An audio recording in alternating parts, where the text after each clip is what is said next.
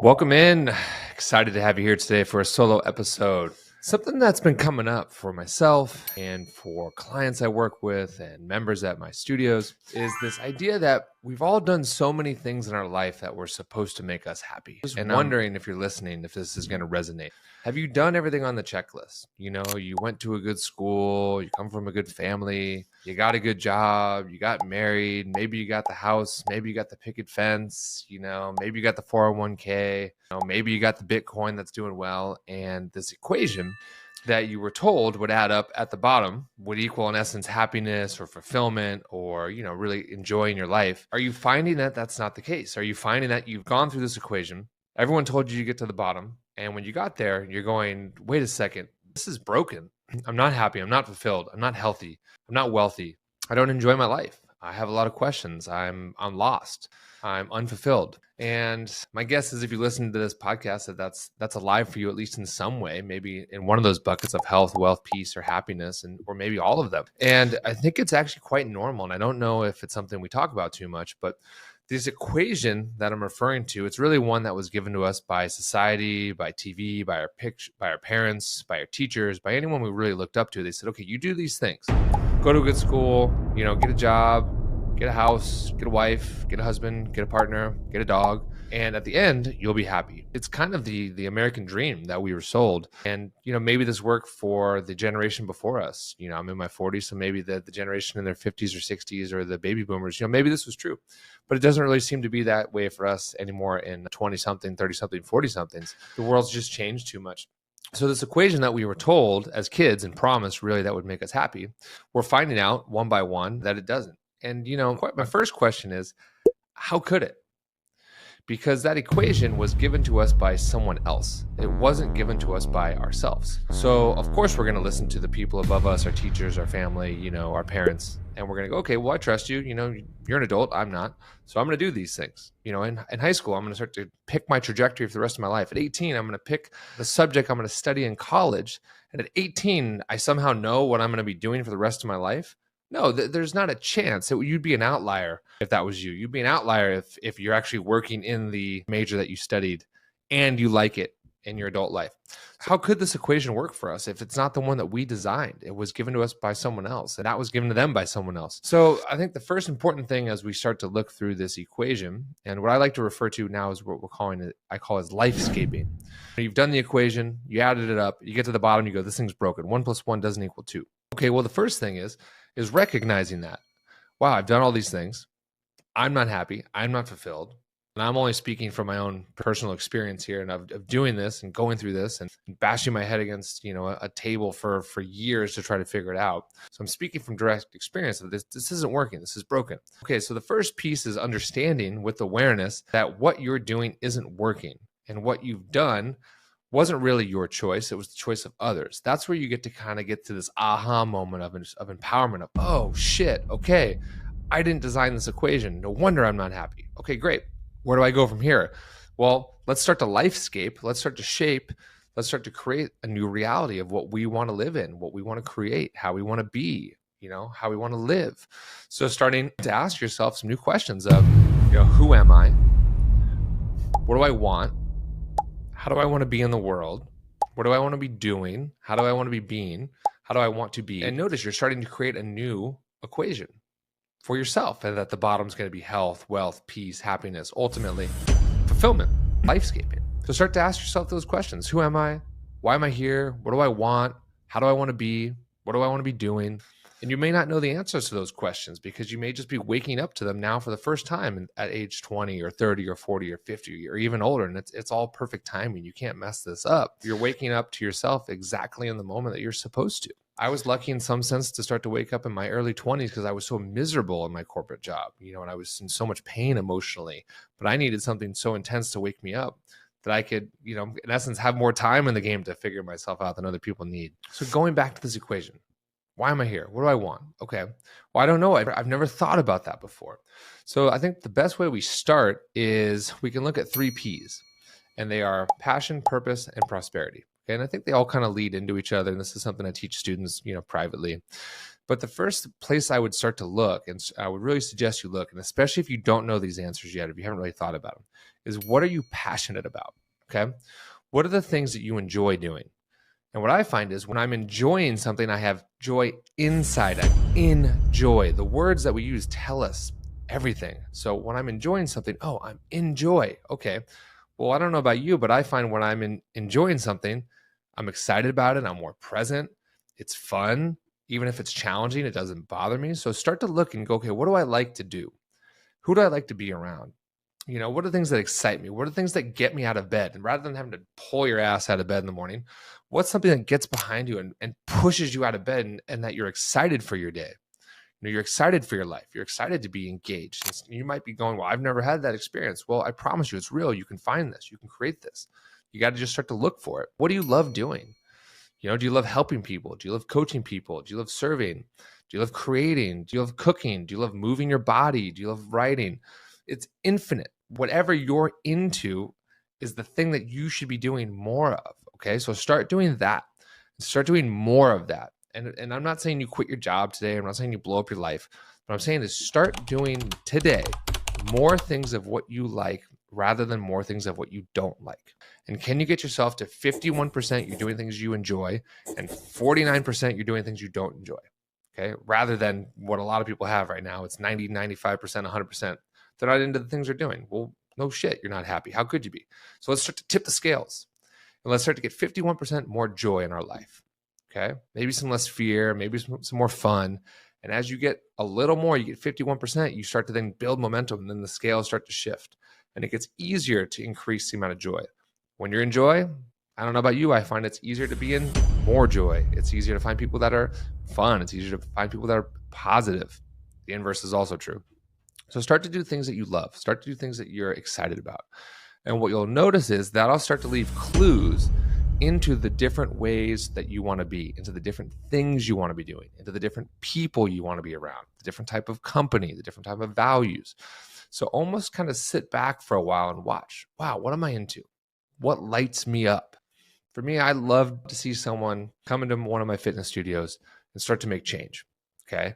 But what I really love is that moment when you look at them and you go, you look different.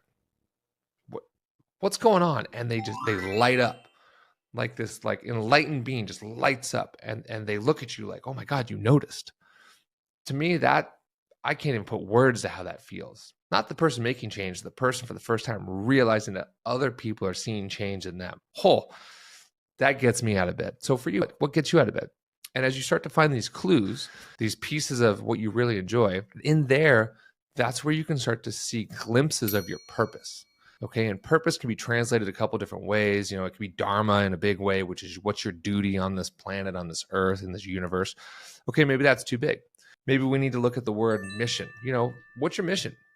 What do you want to be doing with your time here? You want to be working on climate control. You want to be bringing more consciousness into business. You want to be, working in the school board if you're a parent. What's your mission? The thing that's going to get you out of bed and it's going to have a reason for you to be here, because that matters. If you don't, then you're just waking up, eating breakfast, going to work, coming home, watching TV, like check, not too fun, not too exciting. But if inside of those hours, there's things you're passionate about, there's things that are purposeful to you, there's things that are mission driven inside you.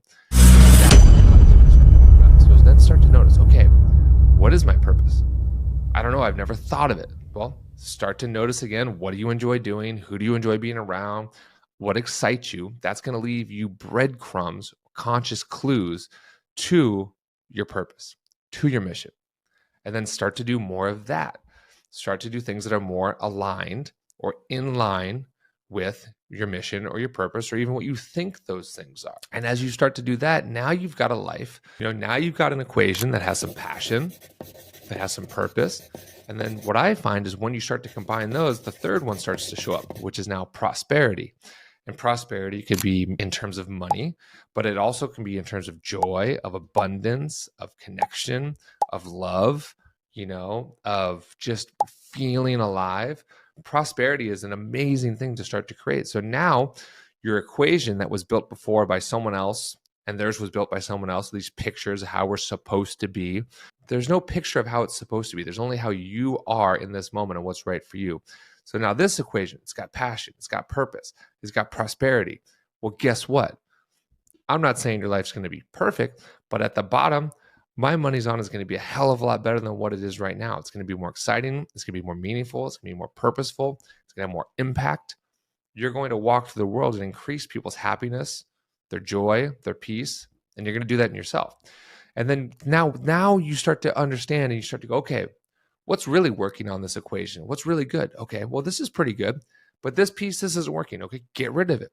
Redesign your own equation. You can redesign your own equation every day, at least every decade, for God's sakes. Redefine yourself, but go through and start to create this new equation. And then you get to the bottom and you go, okay, this life is better. This life is more aligned in who I am. This life is more aligned in how I want to be. I'm in my 40s now. What I was doing in my 30s worked in my early 30s, my mid 30s. And as I got to my late 30s, those things weren't working anymore. And it was challenging to go, okay, well, these things really worked, but now they don't. So that's a choice of, okay, well, do I keep doing things that were working and aren't, or do I start to make shifts that are more present moment, that are more aligned in who I am now and how I am now? And do I start to let go of these things that even though I like them, even though they worked, they're no longer serving me? And that can be a really challenging thing. And that's not an overnight thing necessarily. It can be, but it's a process of recognizing, okay, these old ways of being, they're not serving me anymore. And I'm ready for something new. I'm ready for a new way of being. I'm ready for a new equation. Okay. And then you start to take out the old, you start to put in the new. And then before you know it, you go, oh, I'm different. People are going, now you're different. You've shifted. You look different. You act different. You dress different. Yeah. You're changing into a different person, right? This is present moment reality, and it shifts all the time. So if you haven't worked on this stuff yet, if you haven't really thought about your equations, if you haven't thought about how you want your life to be, the most simple thing is just to start. Listen to a podcast like this, start to pick up some books. I'm thinking of A New Earth by Eckhart Tolle. That's a great one. The Four Agreements. That's a fantastic book to start with. There's a series out there called The Peaceful Warrior. Start to look at things that are going to start to wake you up. The Alchemist. That's another great book to get you going. And as you read these things, or as you listen to podcasts like this, or you start to do different readings, or you go to a yoga training, just know you're starting to wake up. Okay. And just by listening to something like this, just by having the conscious desire to change, the equation over here is already dissolving and the new one here is already starting to get created. And then just relax and have fun and see what comes up, see what shifts. Be a scientist, be your own therapist. Okay, what am I into? What am I not into?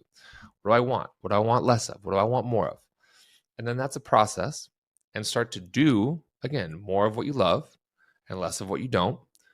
And over time, you will shift into a very new and different person. Okay? What I'm talking about is from experience.